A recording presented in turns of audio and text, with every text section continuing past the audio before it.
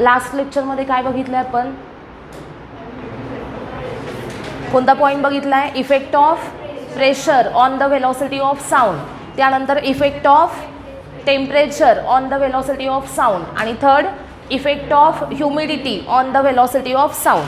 त्यातला first effect of pressure, त्याच्यामध्ये काय बघितलेलं आहे सांगा? की if temperature is constant then velocity of the sound is independent of the pressure. म्हणजे जरी प्रेशरमध्ये चेंज झाला तरी साऊंडच्या वेलॉसिटीमध्ये कोणताही चेंज होणार नाही ज्यावेळेस टेम्परेचर कॉन्स्टंट असेल. त्यानंतर जर टेम्परेचर चेंज होत असेल तर मात्र प्रेशरचा इफेक्ट हा कोणावर होतो? साऊंडच्या स्पीडवर होतो. आणि तो कसा होतो? तर व्ही डायरेक्टली प्रपोर्शनल टू काय असतं? Route P. त्यानंतर नेक्स्ट आपण बघितलं की effect of temperature on velocity of sound. टेम्परेचरचा इफेक्टमध्ये व्हीचा फॉर्म्युला आपण काय घेतला आहे? V equal to under root gamma R T upon M. आता याच्यामध्ये गॅमा आर आणि एम हे तीन कसे आहेत? कॉन्स्टंट आहेत. आणि टीवर व्ही कसं डिपेंड आहे? तर directly V directly proportional to square root of T. Okay. त्यानंतर एक फॉर्म्युला आपण फाइंड आउट केला होता, V equal to V not plus 0.61 T. V equal to काय आहे? V not plus 0.61 T. आणि त्यातला टी जो आहे तो कशामधला आहे? सेल्सिअसमधला आहे. आणि तिथे स्टेटमेंट काय सांगितलं होतं मी? की for each 1 degree Celsius rise in temperature velocity of sound increases by 0.61 metre per second. Okay. त्यानंतर नेक्स्ट काय पाहिलं आपण? ह्युमिडिटीचा इफेक्ट बघितला. ह्युमिडिटी म्हणजे काय असतं सांगा? अमाऊंट ऑफ मॉइश्चर किंवा amount of water vapour present in the atmosphere is called as the humidity. Humidity increase झाल्यानंतर व्हेलॉसिटी ऑफ साऊंड काय होते? इन्क्रीज होते. Velocity of sound increases with the increase in the humidity. Okay. कारण density of moist air काय असते? जास्त असते. कोणापेक्षा? डेन्सिटी ऑफ ड्राय एअरपेक्षा. डेन्सिटी ऑफ मॉइस्ट एअर किती असते? 0.81. आणि डेन्सिटी ऑफ ड्राय एअर किती आहे? 1.293. So the density of moist air is greater than density of dry air, less than density of dry air. Therefore velocity in moist air is greater than velocity in dry air. आलं लक्षात? आता इथं काय effect पाहिला मग? When humidity increases velocity of sound increases. आता next point आपल्याला घ्यायचा आहे तो आहे प्रॉपर्टीज ऑफ साऊंड. याच्या आधी एक पॉईंट आहे इको रिव्हर्बरेशन आणि ॲकॉस्टिक्स असा एक पॉईंट आहे. तर तो जो पॉईंट आहे हा पॉईंट झाल्यानंतर आपण लास्टला घेऊयात. त्याच्यावर कधीही कसलाही क्वेश्चन येत नाही, तो फारसा इम्पॉर्टंट नाही आहे. कोणता? इको रिव्हर्बरेशन आणि ॲकॉस्टिक्स. तो जास्त महत्त्वाचा पॉईंट नाही आहे, पण तरी पण तो आपण घेणार आहे. पण आत्ता त्याच्या आधी कोणता पॉईंट घेणार आहे आपण? प्रॉपर्टीज ऑफ साऊंड हा पॉईंट घेणार आहेत. ओके. तर याच्यामध्ये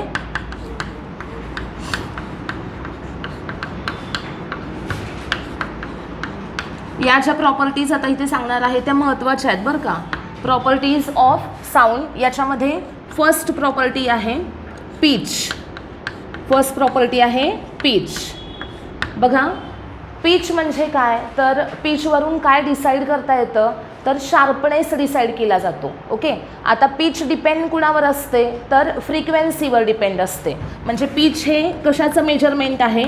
it is the measurement of frequency of sound. It is the measurement of frequency of sound. साऊंडच्या फ्रिक्वेन्सीचं मेजरमेंट म्हणजे काय आहे? तर पिच आहे. ओके. याच्यावरून आपल्याला काय समजतं? तर पिच हायर असेल तर फ्रिक्वेन्सी काय असणार आहे? हायर असणार आहे. म्हणजेच फ्रिक्वेन्सी हायर तर पिच हायर असेल. आणि हे ओळखायचं कसं की एखादा साऊंड त्याची पिच हायर आहे, त्याची फ्रिक्वेन्सी हायर आहे, हे आपण आयडेंटिफाय कसं करायचं? तर पिचवरून आपल्याला काय समजतो? साऊंडचा शार्पनेस समजतो. ओके. साऊंडचा शार्पनेस आपल्याला मेजर करता येतो. म्हणजे याचं तुम्हाला एक्झाम्पल सांगते. एक फिमेल व्हॉईस आणि मेल व्हॉईस याच्यामध्ये शार्प कोणता साऊंड आहे? Female voice. फिमेल व्हॉईस कसा असतो? शार्प असतो. आणि मेल व्हॉईस जो असतो तो फ्लॅट असतो. ओके. म्हणजे तो शार्प आहे का? नाही आहे. शार्पचा अर्थ कळतोय का सगळ्यांना? शार्प म्हणजे समजा तुम्हाला सांगितलं तबला आणि तबल्यासोबत दुसरं एक असतं दोघं असतात ना, तबला आणि डग्गा. दुसरा काय असतो? डग्गा असतो. तर त्यातला तबला जो आहे की नाही त्याचा छान आवाज ऐकायला येतो आपल्याला. मग त्याचा साऊंड कसा असतो? शार्प असतो. आणि त्याच्यासोबत जो आहे की नाही त्याचा आपल्याला वेगळाच आवाज ऐकायला येतो. थोडासा शार्प असतो का तो? नाही. मग तो कसा आहे तर फ्लॅट साऊंड आहे. ओके, म्हणजे शार्पनेस जास्त असेल तर साऊंडची पिच कशी आहे? हायर आहे. मग फिमेल व्हॉइस हा कसा असतो? शार्प असतो. आणि मेल व्हॉइस जो आहे तो कसा असतो? फ्लॅट असतो. मग फिमेल व्हॉइस शार्प आहे याचा अर्थ फिमेल व्हॉइसची फ्रिक्वेन्सी ही कशी आहे? हायर आहे. आणि मेल व्हॉइस कसा आहे? फ्लॅट आहे. आणि म्हणून मेल व्हॉइसची फ्रिक्वेन्सी कशी आहे तर कमी आहे comparative to the female voice. येतं लक्षात? बघा, pitch is the measurement of frequency of sound which decides the sharpness of the sound. Okay, त्यानंतर इथं एक्झाम्पल मी काय सांगितलं? फिमेल व्हॉइसचं एक्झाम्पल सांगितलं. फिमेल व्हॉइस जो आहे त्याची फ्रिक्वेन्सी जी आहे ती काय असते? ग्रेटर असते.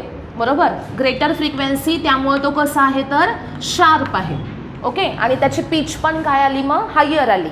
कारण फ्रिक्वेन्सी ग्रेटर आहे, पिच पण कशी असणार आहे? हायर असणार आहे. आणि साऊंड कसा असेल? शार्प असेल.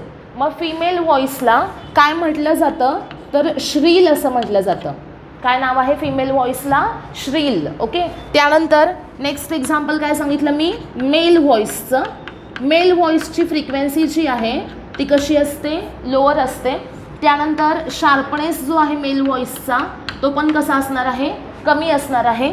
आणि या साऊंडला काय म्हटलं जातं? Flat sound. Okay, female voice कसा आहे? श्रील. आणि मेल व्हॉइस कसा आहे? फ्लॅट. समजलं सगळ्यांना? आता याच्यावरून लक्षात आलं असेल की पिच हायर याचा अर्थ काय? हां, पिच कशाचं मेजरमेंट आहे? फ्रिक्वेन्सीचं. त्याच्यावरून आपण काय डिसाईड करतो? शार्पनेस डिसाईड करतो. पिच हायर असेल तर काय हायर आहे? शार्पनेस पण हायर आहे. बरोबर का? आणि मग फिमेल व्हॉइस फ्रिक्वेन्सी जास्त, पिच जास्त आहे आणि त्याला काय म्हणायचं आहे? मग श्रील असं म्हणायचं, कारण त्याचा शार्पनेससुद्धा ग्रेटर आहे. त्यानंतर मेल व्हॉइस फ्रिक्वेन्सी लोअर म्हणजेच पिच लोअर, शार्पनेससुद्धा कमी आहे आणि त्याला काय म्हणायचं आहे तर फ्लॅट साऊंड. त्यानंतर नेक्स्ट आणखीन एक एक्झाम्पल मी काय सांगितलं? तबलाचं एक्झाम्पल सांगितलं. तबलाची फ्रिक्वेन्सी कशी असते सांगा मला? हायर असते. तबल्याची फ्रिक्वेन्सी कशी असते? हायर. आणि साऊंड कसा असतो? शार्प असतो.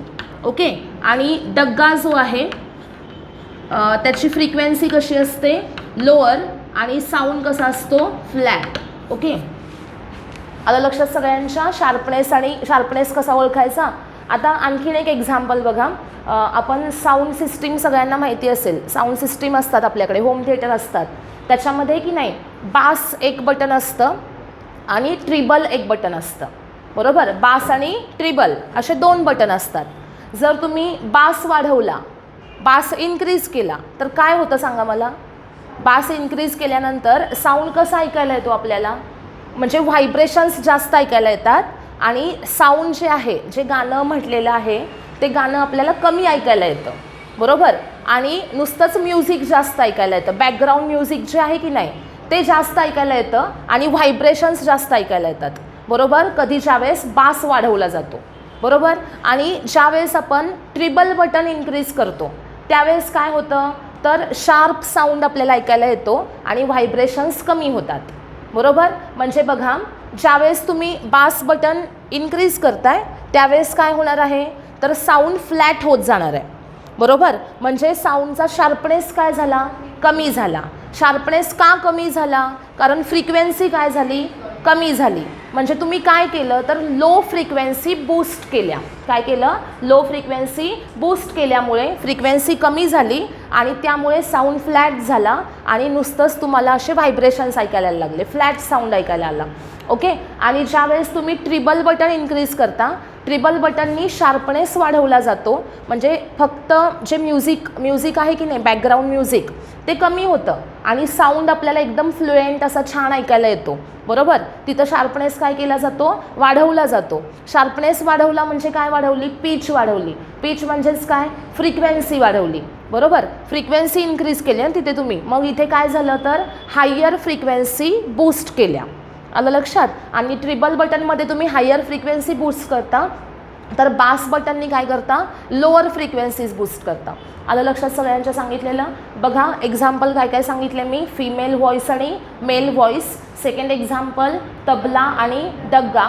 त्यानंतर थर्ड एक्झाम्पल बास आणि ट्रिबल बटन. ओके, आता मला सांगा what is the pitch. Pitch is the measurement of frequency of sound. Okay, if pitch is higher then frequency is higher, pitch is lower frequency is lower. त्यानंतर पिचवरून आपण साऊंडचा काय decide करू शकतो, sharpness. Okay, by using pitch we can decide the sharpness of the sound. If pitch is higher then sharpness is also higher. If pitch is lower then sound is flat, म्हणजे sharpness काय असेल, कमी असेल. त्यानंतर example female voice, सांगा बरं काय, pitch higher, त्यानंतर शार्पनेस हायर, त्याला नाव काय आहे फिमेल व्हॉइसला, श्रील. ओके, त्यानंतर मेल व्हॉइसची पिच कशी आहे, लोअर आहे, शार्पनेससुद्धा कसा आहे, कमी आहे. त्यानंतर पुढे काय सांगितलं, त्याला काय म्हणायचं आहे तर फ्लॅट साऊंड. त्यानंतर तबला आणि डग्गा यांच्यामध्ये तबलाची फ्रिक्वेन्सी कशी आहे, तबल्याची फ्रिक्वेन्सी हायर आहे, पिच हायर आणि साऊंड कसा असेल, शार्प असेल. त्यानंतर नेक्स्ट कोण, डग्गा. डग्गाची फ्रिक्वेन्सी कशी आहे, लोअर आहे आणि शार्पनेस पण कसा आहे, लोअर आहे, म्हणून त्याला काय म्हणायचं, फ्लॅट साऊंड असं म्हणायचं. By using bass button we boost low frequencies and sound becomes flat. And by using the treble button we boost the higher frequencies and पुढं काय सांगितलं, साऊंड बिकम्स शार्प. समजलं सगळ्यांना. पिच हा कन्सेप्ट कळला का व्यवस्थित. पिच नंतर सेकंड आहे बघा,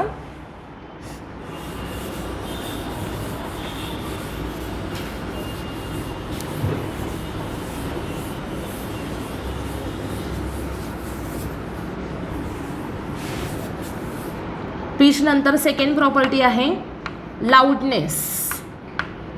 सेकंड प्रॉपर्टी आहे लाऊडनेस. आता लाऊडनेस हे कशाचं मेजरमेंट आहे बघा, loudness is measurement of, loudness is the measurement of intensity of sound. Intensity of sound, साऊंडच्या इंटेन्सिटीचं मेजरमेंट म्हणजे काय आहे तर लाऊडनेस. आता इंटेन्सिटी जी आहे ती डिपेंड असते कोणावर, ॲम्प्लिट्यूडच्या स्क्वेअरवर. Intensity depends on the square of amplitude, बरोबर. म्हणजे आय आपण काय म्हणतो, प्रपोर्शनल टू ए स्क्वेअर आहे, बरोबर. म्हणजे इंटेन्सिटी जी आहे ती डिपेंड कोणावर असते, ॲम्प्लिट्यूड ऑफ व्हायब्रेशनवर डिपेंड असते. म्हणजे साऊंड ज्यावेळेस वेव्ह पास होत असते तर त्या व्हायब्रेशनचं जे ॲम्प्लिट्यूड आहे त्या ॲम्प्लिट्यूडच्या स्क्वेअरवर कोण डिपेंड आहे तर इंटेन्सिटी डिपेंड आहे. जेवढं ॲम्प्लिट्यूड जास्त असेल तेवढी इंटेन्सिटी पण काय असणार आहे, जास्त असणार आहे. इंटेन्सिटी जास्त असेल तर लाऊडनेस जास्त असेल. त्यानंतर ॲम्प्लिट्यूड कमी असेल तर इंटेन्सिटी कमी असणार आहे आणि इंटेन्सिटी कमी असेल तर लाऊडनेससुद्धा कमी असणार आहे. ओके, म्हणजे लाऊडनेस हा इंटेन्सिटीवर डिपेंड आहे, इंटेन्सिटी ही ॲम्प्लिट्यूडवर डिपेंड आहे. म्हणजे इनडायरेक्टली लाऊडनेस हा कुणावर डिपेंड आला, ॲम्प्लिट्यूड ऑफ व्हायब्रेशनवर डिपेंड आला, बरोबर. ॲम्प्लिट्यूड मॅक्झिमम असेल तर इंटेन्सिटी काय असणार आहे, मॅक्झिमम, आणि साऊंड हा कसा असेल, लाऊड असेल. त्यानंतर ॲम्प्लिट्यूड मिनिमम असेल तर इंटेन्सिटीसुद्धा मिनिमम असेल आणि लाऊडनेस काय असेल, मिनिमम असेल. आलं लक्षात सगळ्यांच्या. आता इथं इंटेन्सिटी जी आहे त्या इंटेन्सिटीचं SI युनिट, इंटेन्सिटीचं SI युनिट हे काय असतं बघा, watt per metre square. इंटेन्सिटीचं SI unit काय असतं, वॅट पर मीटर स्क्वेअर. कारण इंटेन्सिटीचा फॉर्म्युला असतो पॉवर अपॉन सरफेस एरिया. काय फॉर्म्युला असतो, पॉवर अपॉन सरफेस एरिया. याला काय म्हटलं जातं, इंटेन्सिटी. ओके, आता पॉवरचं SI युनिट काय असतं, वॅट, आणि एरियाचं SI युनिट असतं मीटर स्क्वेअर, आणि म्हणून इंटेन्सिटीचं SI युनिट काय येतं तर watt per metre square. Okay, काय काय सांगितलं समजलं. अजून आहे हा पॉईंट कंटिन्यू. सुरुवातीला लाऊडनेस कशाचं मेजरमेंट आहे, इंटेन्सिटीचं मेजरमेंट आहे. इंटेन्सिटी कशावर डिपेंड असते, ॲम्प्लिट्यूडवर डिपेंड असते. इंटेन्सिटी डायरेक्टली प्रपोर्शनल टू काय आहे, amplitude square. If amplitude is maximum, intensity is maximum. If intensity is maximum then sound is loud. Okay. त्यानंतर if amplitude is minimum, intensity is minimum and intensity minimum असेल तर loudness कसा असेल, minimum असेल. Okay. त्यानंतर इंटेन्सिटीचं SI unit हे काय आहे सांगा, वॅट पर मीटर स्क्वेअर. हे युनिट कसं आलं तर इंटेन्सिटीचा फॉर्म्युला काय असतो तर power upon surface area. Okay. आणि पॉवरचं SI युनिट आहे वॅट आणि सरफेस एरियाचं काय आहे मीटर स्क्वेअर आणि म्हणून युनिट काय मिळतं आपल्याला watt per metre square. Okay. इंटेन्सिटीचं आपल्याला SI युनिट कळालं. आता याच्यानंतर आपल्याला लाऊडनेसचा फॉर्म्युला बघायचा आहे. लाऊडनेसचा फॉर्म्युला बघा. लाऊडनेस जो आहे त्याचं SI युनिट, लाऊडनेसचं SI युनिट हे काय असतं, बेल असतं. लाऊडनेसचं SI युनिट काय असतं, बेल म्हणजे BEL. BEL हे कुणाचं SI युनिट आहे तर लाऊडनेसचं SI युनिट आहे बेल. जसं आपण म्हणतो की लेंथचं SI युनिट काय आहे, मीटर आहे, तसं लाऊडनेसचं SI युनिट बेल आहे. आता आपण जेव्हा मीटरचं डेसिमीटरमध्ये कन्व्हर्जन करतो की नाही, सेम तसंच आपल्याला बेलचं कन्व्हर्जन कशामध्ये करायचं आहे, डेसिबेलमध्ये करायचं आहे. बेलचं कन्व्हर्जन कशात करायचं आहे, डेसिबेलमध्ये. त्यासाठी पहिल्यांदा लाऊडनेस इन बेल याचा फॉर्म्युला काय बघूया. म्हणजे या बेल या युनिटमध्ये लाऊडनेस कसा रिप्रेझेंट केला जातो तर त्याचा फॉर्म्युला आहे log to the base 10 I upon I0.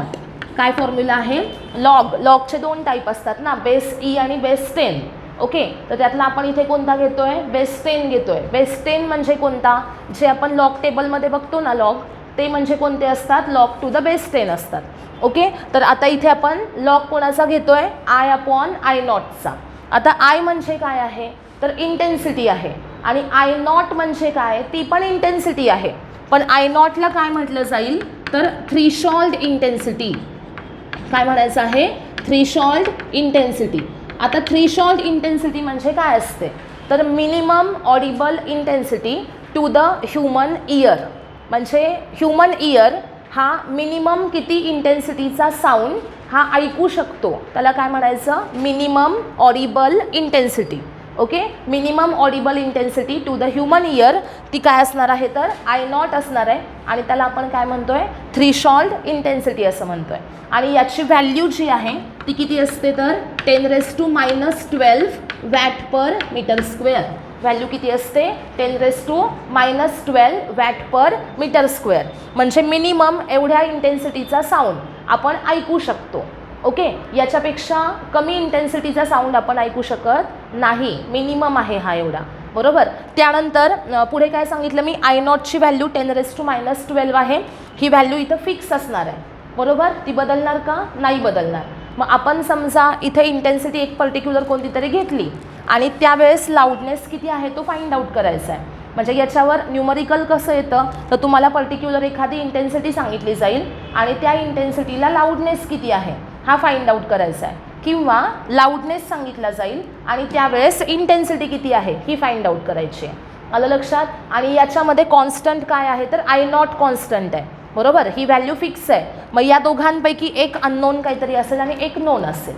समजलं. मग आता हा जो फॉर्म्युला आहे हा कोणत्या युनिटमध्ये आहे तर बेल या युनिटमध्ये. बेल हे SI युनिट आहे लाऊडनेसचं. पण आपण बघा ज्यावेळेस एखादा साऊंडचा लाऊडनेस सांगतो त्यावेळेस आपण कशामध्ये सांगतो रे, डेसिबेलमध्ये सांगतो ना. बरोबर का. साऊंड किती डेसिबलचा आहे असं सांगतो ना आपण. बरोबर. ऐकलं आहे ना सगळ्यांनी, डेसिबल युनिट ऐकलं आहे ना. मग डेसिबल हे कुणाचं युनिट आहे तर साऊंडच्या लाऊडनेसचं युनिट आहे. पण ते काही SI युनिट नाही आहे. बेल हे SI युनिट आहे आणि त्याचं कन्व्हर्जन कशामध्ये केलं आहे, डेसिबेलमध्ये केलं आहे. येतं लक्षात. जसं मीटरचं कन्व्हर्जन डेसिमीटरमध्ये करता येतं तसं बेलचं कन्व्हर्जन कशात करायचं आहे आपल्याला, डेसिबेलमध्ये करायचं आहे. ओके. तर आता इथं आपण कशामध्ये घेतलं आहे, बेलमध्ये घेतलं आहे. तर आता याचं कन्व्हर्जन कशामध्ये करायचं आहे, डेसिबेलमध्ये. L डेसिबलला आपण सिम्बॉल घेऊया LdB. काय घ्यायचं, डेसिबल आपण युनिट कसं लिहितो सिम्बॉलिक फॉर्ममध्ये dB असं लिहितो.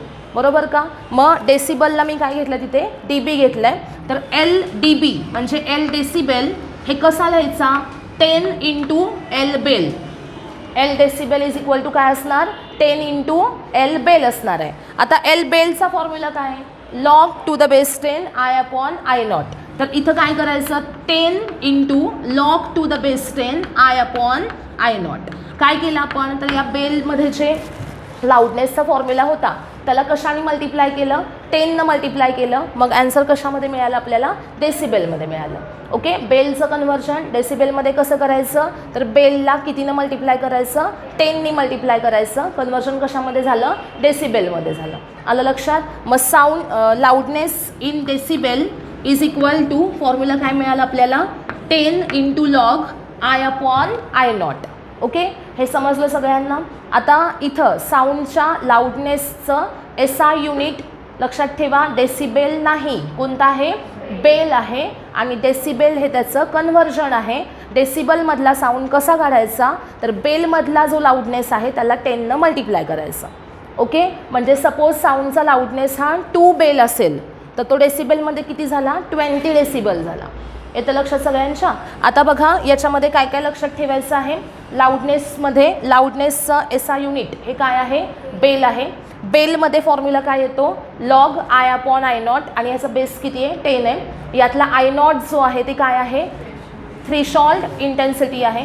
थ्रीशॉल्ड इंटेन्सिटीचा अर्थ काय तर minimum audible intensity to the human ear. Minimum audible intensity to the human ear किती आहे तर आय नॉट आहे.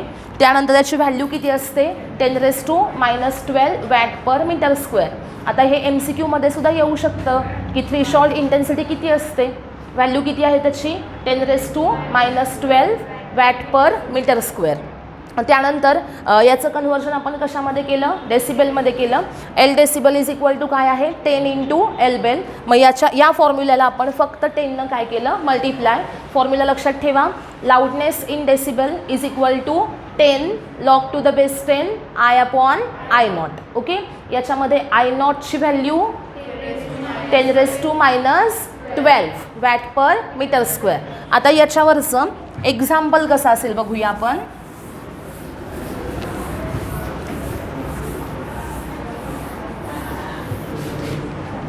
बघा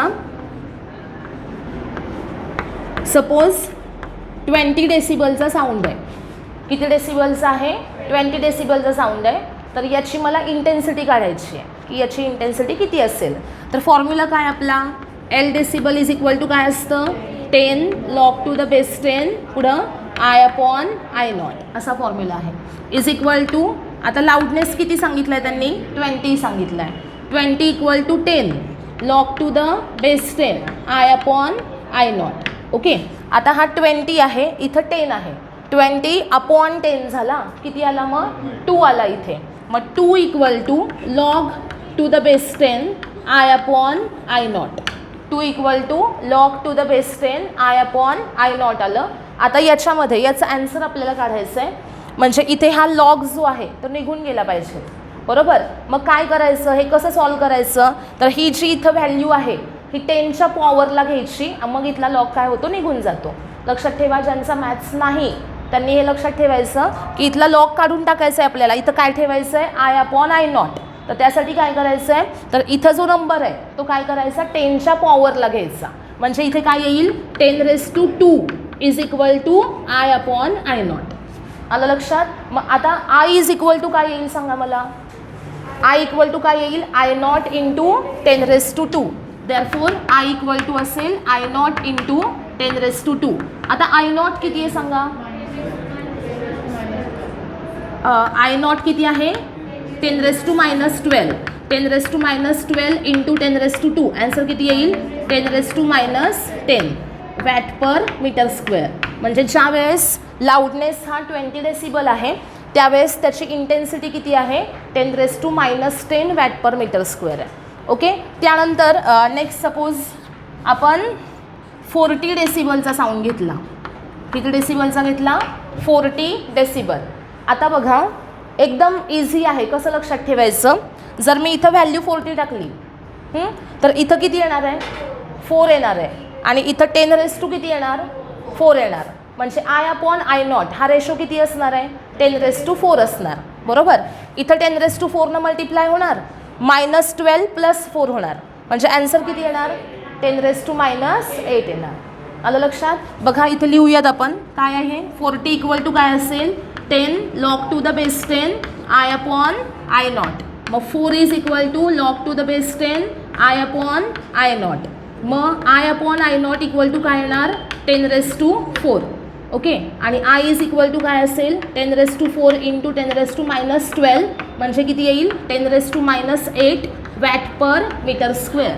ओके इथं इंटेन्सिटी किती मिळाली 10 raised to minus 10. तिथं किती मिळाली 10 raised to minus 8 मिळाली. ओके आता आपल्याला काय क्वेश्चन विचारला इथं की 40 डेसिबलचा साऊंड हा 20 डेसिबल साऊंडपेक्षा किती टाइम्स लाऊडर आहे. हां आता असंच जर आपण बघितलं की 40 डेसिबलचा साऊंड 40 व्हॅल्यू आहे ह्याची व्हॅल्यू किती आहे 20 तर आपण काय सांगणार की डबल आहे. बरोबर डबल लाऊड आहे हा असं होईल का म्हणजे 20 इंटू 2 केलं की 40 येतं आहे मग लाऊडनेस डबल आहे का नाही. त्यासाठी चेक काय करायचं त्यांच्या इंटेन्सिटीज किती आहेत. मग आता याची इंटेन्सिटी किती आहे बघा 10 raised to minus 8 आहे. याची इंटेन्सिटी किती आहे 10 raised to minus 10. मग आपल्याला काय करायचं आहे तर 10 raised to minus 8 upon 10 raised to minus 10 करायचं रेशो घ्यायचा कोणाचा 40 डेसिबलची इंटेन्सिटी अपॉन 20 डेसिबलची इंटेन्सिटी. हा रेशो घेतला 10 raised to minus 8 upon 10 raised to minus 10 answer 10 raised to 2 आलं. याचा अर्थ 40 डेसिबलचा साऊंड हा 100 टाइम्स लाऊडर आहे कोणापेक्षा 20 डेसिबल साऊंडपेक्षा. आलं का लक्षात सगळ्यांच्या समजलं का. याच्यावर न्यूमरिकल असतात बरं का MCQs असतात या लाऊडनेसच्या याच्यावर. हां समजले सगळ्यांना हे. आता सांगा मला 10 डेसिबलचा साऊंड आहे 10 डेसिबलचा तर त्याच्यासाठी I अपॉन I नॉट हा रेशो किती असणार 10 असणार कारण 10 raised to किती येणार 1 बरोबर म्हणजे I अपॉन I नॉट हा रेशो 1 असणार. आणि सपोज 30 डेसिबलचा साऊंड घेतला तर I अपॉन I नॉट हा रेशो किती येणार 10 raised to 3 येणार म्हणजे किती येणार 1000. मग आता 30 डेसिबलचा साऊंड हा 10 डेसिबल साऊंडपेक्षा किती टाइम्स लाऊडर आहे कसं काढायचं तर त्याची पॉवर होती 10 raised to 3 अपॉन याची किती आहे 10 raised to 1 मग 1000 अपॉन 10 केलं ॲन्सर किती आलं 100 टाइम्स म्हणजे 30 डेसिबलचा साऊंड हा 10 डेसिबल साऊंडपेक्षा 100 टाइम्स लाऊडर आहे. 40 डेसिबलचा साऊंड हा 20 डेसिबल साऊंडपेक्षा 100 टाइम्स लाऊडर आहे. आणि आता जर तुम्हाला विचारलं की 50 डेसिबलचा साऊंड एक आहे आणि 20 डेसिबलचा एक आहे सांगा बरं 50 डेसिबलचा साऊंड आहे 50 तर त्यासाठी रेशो किती असणार I upon I not 10 raised to 5 असणार. 20 डेसिबलचा असेल तर 10 raised to 2 असणार आणि रेशो घेतला तर 10 raised to 5 upon 10 raised to 2 किती येणार आन्सर 10 raised to 3. ओके म्हणजे किती टाइम्स लाऊडर आला 1000 टाइम्स. ओके हे असं आपल्याला फॉर्म्युला बघितल्यावर अवघड वाटतंय पण तसं ते नाही आहे एकदम सोपं आहे. काय करायचं आता सपोज मी 55 डेसिबलचा साऊंड सांगितलं तर 10ची पॉवर किती येणार 5.5 येणार. 10ची पॉवर किती येणार आहे तिथं 5.5 येणार आहे. येतं लक्षात म्हणजे एक डिजिट आहे की नाही अलीकडे यायचा पॉईंट. हां म्हणजे 50 असेल तर तो 0च्या अलीकडे लेफ्टला पॉईंट द्यायचा. ओके 20 असेल तर 0च्या अलीकडे 2च्या पुढे पॉईंट द्यायचा असं आलं लक्षात.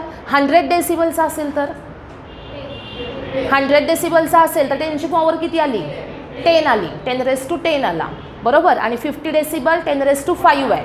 मग दोघांच्यात लाऊडनेसमध्ये कितीचा फरक आहे 10 raised to 5चा. समजलं सगळ्यांना.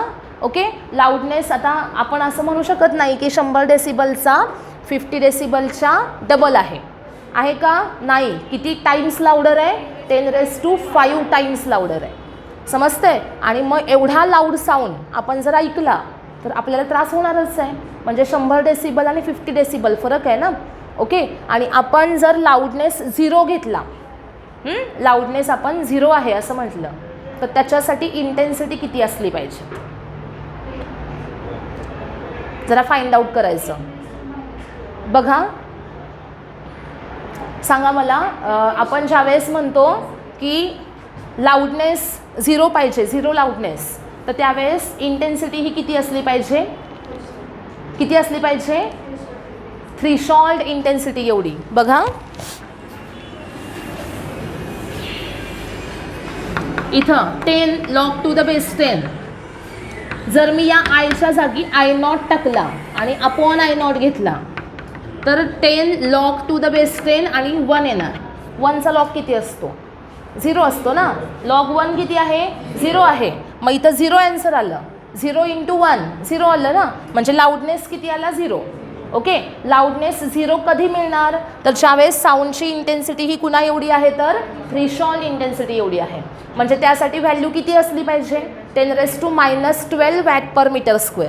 ओके, म्हणजे ज्यावेळेस साऊंड हा 10⁻⁻12 वॅट/मीटर² या इंटेन्सिटीचा आहे, त्यावेळेस लाऊडनेस किती आहे 0 आहे. म्हणजे तो साऊंड लाऊड आहे का, नाही. आणि म्हणूनच आपण त्याला काय म्हणतोय, मिनिमम ऑडिबल इंटेन्सिटी. येतं लक्षात सगळ्यांच्या, समजलं का. हे पण माहिती पाहिजे आपल्याला की लाऊडनेस 0 कधी मिळू शकतो, तर ज्यावेळेस इंटेन्सिटीची व्हॅल्यू थ्रेशोल्ड इंटेन्सिटी एवढी असेल त्यावेळेस लाऊडनेस 0 असणार आहे. Okay, 2 minute.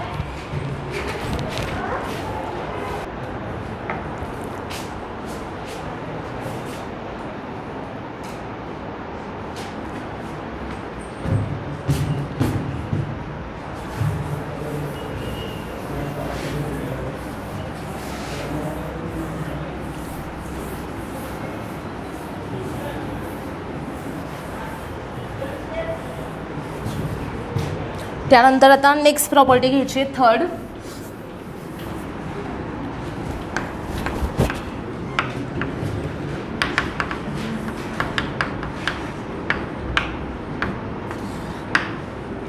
थर्ड प्रॉपर्टी आहे क्वालिटी और त्याला काय म्हणायचं आहे टिम्बर.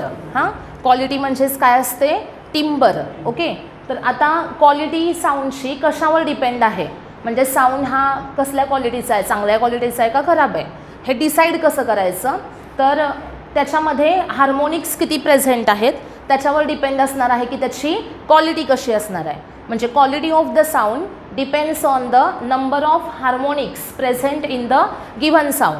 बघा, पहिल्यांदा आपण बघितलं पिच. पिच कशावर डिपेंड असते, फ्रिक्वेन्सीवर. सेकंड काय बघितलं आपण, लाऊडनेस. लाऊडनेस कशावर डिपेंड असतो, इंटेन्सिटीवर डिपेंड असतो. त्यानंतर थर्ड काय आहे, क्वालिटी. इट डिपेंड्स ऑन, कशावर डिपेंड आहे, depends on number of harmonics present in given sound. Number of harmonics present in the given sound. बघा, क्वालिटी कशावर डिपेंड असते, number of harmonics present in the given sound.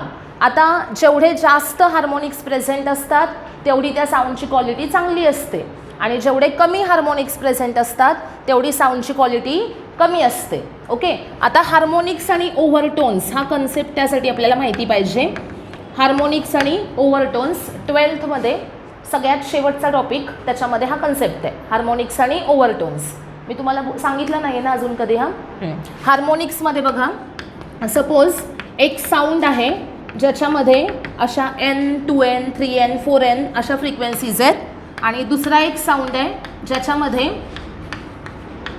N, 3N, 5N, 7N. Harmonics आणि कोणता concept बघतोय आपण, ओव्हरटोन्स. Okay, तर याच्यामध्ये दोन वेगवेगळ्या प्रकारचे साऊंड आहेत. एका साऊंडमध्ये काय आहेत बघा, N, 2N, 3N, 4N. म्हणजे इथं या Nचे सगळे मल्टिपल फ्रिक्वेन्सीज प्रेझेंट आहेत, आणि हा जो साऊंड आहे याच्यामध्ये या Nच्या फक्त ऑड मल्टिपल फ्रिक्वेन्सीज प्रेझेंट आहेत. म्हणजे सपोज मी N10 घेतली तर इथं कोणत्या प्रेझेंट आहेत, 10, 30, 50, 70, 90 अशा प्रेझेंट आहेत. इवन प्रेझेंट आहेत का, नाहीत. त्यानंतर इथं बघा, इथं पण आपण जर N10 घेतला तर किती येतील, 10, 20, 30, 40, 50, 60 सगळ्या येतील. म्हणजे दोन वेगवेगळे साऊंड आहेत. एका याच्यामध्ये all integral multiples of the fundamental, ही जी फ्रिक्वेन्सी आहे स्मॉलेस्ट फ्रिक्वेन्सी, हिला काय म्हणायचं, फंडामेंटल फ्रिक्वेन्सी. सगळ्यात लहान फ्रिक्वेन्सी जी असेल यातली तिला काय म्हणायचं आहे, फंडामेंटल फ्रिक्वेन्सी.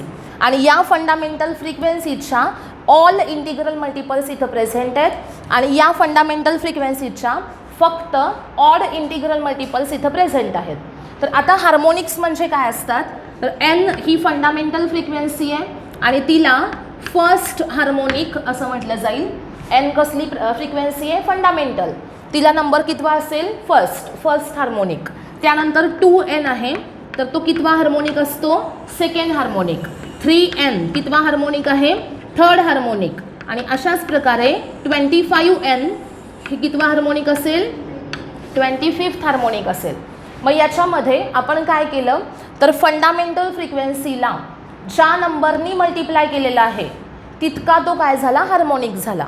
म्हणजे 2n, याला nला कितीनं मल्टिप्लाय केलं आहे? 2नं. म्हणजे तो कितवा हार्मोनिक आहे? सेकंड हार्मोनिक आहे. nला जर 3नं मल्टिप्लाय केलं तर तो कितवा हार्मोनिक झाला? Third harmonic. जर याला nला 100नी मल्टिप्लाय केलं तर तो 100वा हार्मोनिक झाला. येतं लक्षात? सेम तसंच इकडे पण n हा कितवा हार्मोनिक असेल? First harmonic. 3n कितवा हार्मोनिक असेल? n ला मल्टिप्लाय कितीने केलं आहे? 3नी. बरोबर. म्हणजे कितवा हार्मोनिक? Third harmonic. 5n कितवा हार्मोनिक? Fifth harmonic. आणि 7n कितवा असेल? Seventh harmonic. 25n कितवा असेल? 25th harmonic. ओके. आता ओव्हरटोन्स म्हणजे काय बघूया. फंडामेंटल फ्रिक्वेन्सी जी आहे ती सोडून द्यायची. ती सोडून दिली. पुढची फ्रिक्वेन्सी कोण आहे? 2n. 2nला कितवा ओव्हरटोन म्हणायचं? फर्स्ट ओव्हरटोन. त्यानंतर कोण प्रेझेंट आहे? 3n. 3nला कितवा ओव्हरटोन म्हणायचं? सेकंड ओव्हरटोन. 4n कितवा ओव्हरटोन असेल? थर्ड ओव्हरटोन. ओके. आणि इथं 25n घेतलं ना आपण. 25n कितवा ओव्हरटोन असेल? बघा 3n सेकंड ओव्हरटोन आहे म्हणजे 25n कितवा असेल? 24th ओव्हरटोन असेल. ओके. आता इकडे बघा n सोडून द्या. फंडामेंटल फ्रिक्वेन्सी सोडून दिली. पुढची कोण आहे फ्रिक्वेन्सी? 3n. 3n कितवा ओव्हरटोन झाला? फर्स्ट ओव्हरटोन. पुढचा 5n हा कितवा झाला? सेकंड ओव्हरटोन. 7n कितवा झाला? थर्ड ओव्हरटोन. आणि 25n हा कितवा असेल? बघा थर्ड ओव्हरटोन 7n आहे. सेकंड ओव्हरटोन 5n आहे. मग सेकंड ओव्हरटोन कसा काढला तर 2 × 2 + 1. बरोबर. त्यानंतर थर्ड ओव्हरटोन कसा काढला? 3 × 2 + 1. बरोबर. फर्स्ट ओव्हरटोन कसा काढला? 1 × 2 + 1. ओके. म्हणजे इथे आपण फॉर्म्युला काय घेतो बघा? 2p + 1 × n. बरोबर का? फर्स्ट ओव्हरटोन म्हटल्यावर p ची व्हॅल्यू 1 टाका. किती आला? 3n. सेकंड ओव्हरटोन म्हटला तर p ची व्हॅल्यू किती टाकायची? 2. 2 × 2 4. 4 + 1 5. 5n आला. त्यानंतर थर्ड ओव्हरटोन म्हटला तर इथं 3 टाका. 3 × 2 6. 6 + 1 7. 7n. फोर्थ ओव्हरटोन कोण असेल? 4 × 2 + 1 म्हणजे 9n. Fifth overtone 11n. Okay. 10th overtone 10 × 2 + 1 21n. Okay. अशा प्रकारे 25n हा कितवा ओव्हरटोन असेल तर 12th ओव्हरटोन असेल. बरोबर का? 12th असेल ना. 12 × 2 येणार म्हणजे 24 + 1 असं येणार ना. म्हणजे 25n ही फ्रिक्वेन्सी हा कितवा ओव्हरटोन असणार आहे? 12th ओव्हरटोन असणार आहे. ओके. म्हणजे इथं काय लक्षात ठेवायचं आहे आपल्याला? हे सगळं तुम्हाला 12th मध्ये आहे परत. पण आत्ता फक्त काय लक्षात ठेवायचं आहे की जेवढे जास्त हार्मोनिक प्रेझेंट तेवढी साऊंडची क्वालिटी चांगली. पण आता हार्मोनिक्स म्हणजे काय हे तरी माहीत असलं पाहिजे ना आपल्याला. म्हणून हा कन्सेप्ट इथे मी सांगितला आहे. आता याच्यामध्ये आपण हार्मोनिक्समध्ये काय केलं बघा. फंडामेंटल फ्रिक्वेन्सीला फर्स्ट हार्मोनिक म्हटलं आणि त्यानंतर जे कोण प्रेझेंट आहेत किंवा जे कोण ॲब्सेंट आहेत त्या सगळ्यांना काय म्हटलं आपण? हार्मोनिक्स. बघा इथं 2n ॲब्सेंट आहे म्हणून ह्याला सेकंड हार्मोनिक म्हटलं का आपण? नाही. त्याला त्याचा नंबर थर्डच सांगितलेला आहे. ओके. 4n ॲब्सेंट आहे म्हणून 5nला फोर्थ नंबर दिला का? नाही. म्हणजे याच्यामध्ये नंबरिंग करताना इथे आपण काय केलं हार्मोनिक्ससाठी तर ॲब्सेंट असेल तरी त्याला त्याचा नंबर असाइन आहे. ओके. म्हणजे ज्याचा त्याला नंबर फिक्स आहे मग तो प्रेझेंट असू देत किंवा नसू देत. ओके. म्हणजे सपोज एखाद्याचा रोल नंबर 40 आहे, एखाद्याचा रोल नंबर 41 आहे. हां. एक दिवस असं झाला की 40 रोल नंबरवाला आलाच नाही कॉलेजला. हां. आणि 41 वाला आला तर तो स्वतःचाच नंबर सांगणार ना आल्यावर. बरोबर का? तो आधीचा ॲब्सेंट आहे म्हणून मी आज 40 असं होईल का? नाही. मग त्याचा नंबर काय असणार आहे? 41 असणार आहे. ओके. म्हणजे इथं जरी 2n ॲब्सेंट आहे दिसत नाही आहे. बरोबर. ॲब्सेंट असेल तरी 3n हा 2nचा नंबर नाही सांगणार, तो स्वतःचाच सांगणार आहे. ओके. म्हणजे हार्मोनिक्समध्ये तुम्ही प्रत्येकाला नंबर दिलेत आणि मग तो ॲब्सेंट असला तरी त्याला त्याचा नंबर गिव्हन आहे. ओके. त्याचा नंबर तुम्ही दुसऱ्याला कुणाला देऊ शकत नाही. ओके. मग हार्मोनिक्समध्ये काय आहेत तर harmonics includes fundamental frequency and it's all integral multiple frequencies which may be present or absent in the given sound. Okay, आणि मग लक्षात कसं ठेवायचं, तर एनला ज्या नंबरनी मल्टिप्लाय केलं आहे तितका तो काय असणार आहे, हार्मोनिक असणार आहे. समजलं. आता ओव्हरटोन्समध्ये आपण तसं करत नाही. ओव्हरटोन्समध्ये काय केलं, फंडामेंटल फ्रिक्वेन्सी घेतलीच नाही. फंडामेंटल फ्रिक्वेन्सी नंतर येणारी पहिली हायर फ्रिक्वेन्सी जी आहे तिला आपण फर्स्ट ओव्हरटोन म्हटलं, आणि त्यानंतर जे प्रेझेंट दिसत आहेत त्यांनाच फक्त नंबरिंग केलं. बरोबर का. इथं जे प्रेझेंट आहेत 3n प्रेझेंट आहे पहिला नंबर, 5n दुसरा, 7n तिसरा. ओके, मग जे ॲबसेंट आहेत त्यांना नंबरिंग केलं का आपण, नाही. म्हणजे हार्मोनिक्समध्ये आपण जे ॲबसेंट आहेत त्यांना कन्सिडर केलं आहे, पण ओव्हरटोन्समध्ये जे प्रेझेंट आहेत त्यांनाच फक्त नंबरिंग आहे, जे ॲबसेंट आहेत त्यांना कन्सिडर केलेलं नाही आहे. आलं लक्षात सगळ्यांच्या. आता बघा, हे दोन वेगवेगळे साऊंड आहेत. एकामध्ये काय आहेत, सगळे हार्मोनिक प्रेझेंट आहेत, म्हणजे ऑल हार्मोनिक्स आर प्रेझेंट. आणि या साऊंडमध्ये कोणते हार्मोनिक प्रेझेंट आहेत, फक्त ऑड हार्मोनिक्स प्रेझेंट आहेत. इव्हन प्रेझेंट आहेत का, नाही आहेत. म्हणजे इथं फक्त ऑड प्रेझेंट आहेत आणि इथं इव्हन आणि ऑड दोन्ही प्रेझेंट आहेत. मग आता या दोन साऊंडपैकी कोणत्या साऊंडची क्वालिटी ही चांगली असणार आहे, तर फर्स्ट साऊंडची. कारण स्टेटमेंट काय सांगतं, हे कशावर डिपेंड आहे, हार्मोनिक्सवर डिपेंड आहे की क्वालिटी कशी असणार आहे. जेवढे जास्त हार्मोनिक प्रेझेंट असतील तेवढी साऊंडची क्वालिटी चांगली असणार आहे. बरोबर. जेवढे कमी हार्मोनिक प्रेझेंट असतील तेवढी साऊंडची क्वालिटी कमी असणार आहे. येतं लक्षात. मग या दोन साऊंडपैकी या साऊंडमध्ये सगळे हार्मोनिक प्रेझेंट आहेत, इव्हन आणि ऑड, आणि याच्यामध्ये फक्त ऑड आहेत, इव्हन नाही आहेत, आणि त्यामुळे याची क्वालिटी ही याच्यापेक्षा कशी आहे, बेटर आहे. आलं लक्षात. आता तुम्हाला 12थमध्येच एक कन्सेप्ट असा आहे, रेझोनन्स ट्यूब, एअर कॉलम, त्याचा एक कन्सेप्ट आहे, ज्याच्यामध्ये एक पाईप आहे, ज्या पाईपला दोन्ही साईडला ओपन एंड आहेत, आणि दुसरी एक पाईप आहे ज्याच्यामध्ये फक्त एका साईडला ओपन एंड आहे, दुसऱ्या साईडला क्लोज एंड आहे, आणि दोन्हीमध्ये तुम्ही काय केलं, साऊंड प्रोड्यूस केला. तर ओपन पाईप जी आहे, दोन्ही साईडला ओपन एंड असणारी पाईप, त्याच्यामध्ये ऑल हार्मोनिक्स असणारा म्हणजे हा साऊंड प्रोड्यूस होतो. आणि जर पाईप एका साईडला क्लोज असेल तर त्याच्यामध्ये हे हार्मोनिक्स प्रोड्यूस होतात. ओके, म्हणजे ऑड हार्मोनिक्स कोणामध्ये आहेत, क्लोज पाईपमध्ये, आणि ऑल हार्मोनिक्स कशामध्ये आहेत, open पाईपमध्ये.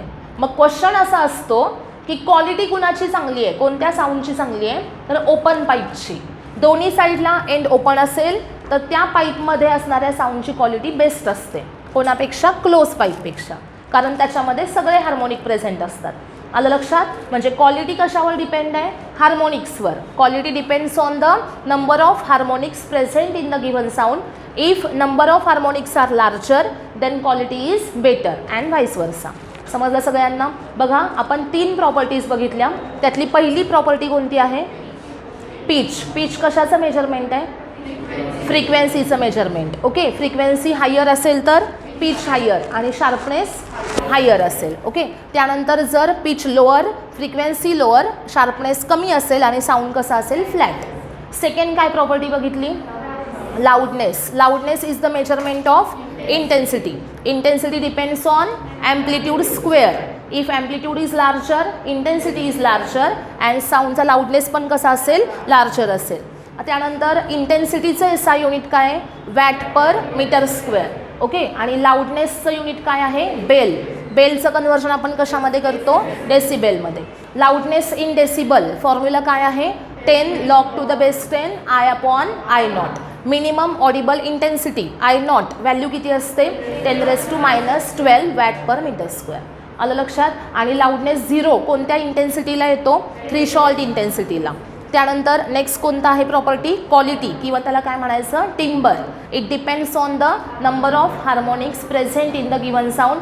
If large number of harmonics are present then quality is better. या क्वेश्चनमध्ये क्वालिटीच्या तुम्हाला यातलं काहीही लिहायचं नाही आहे. आलं लक्षात. फक्त 2 स्टेटमेंट इथं असले पाहिजेत. डिपेंड कशावर आहे, क्वालिटी कशावर डिपेंड आहे, हार्मोनिक्सवर. जास्त हार्मोनिक असतील तर क्वालिटी चांगली आहे आणि नाहीतर ती चांगली नाही आहे. ओके, हे बाकी सगळं तुम्हाला एक्सप्लेन करायची गरज नाही, हे फक्त तुम्हाला माहीत असलं पाहिजेत म्हणून इथे सांगितलं आहे. ओके.